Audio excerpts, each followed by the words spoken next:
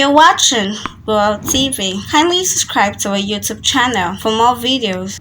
Click on the subscribe button and the bell beside it. This will notify you once we drop a new video. Thank you.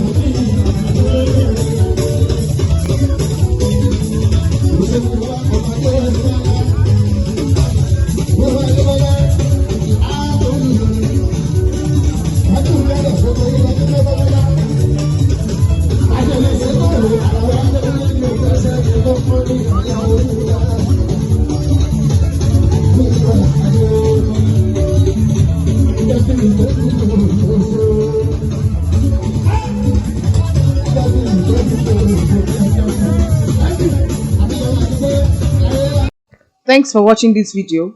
Please don't forget to click on the subscribe button. Kindly comment and share. We drop new videos daily. Thank you.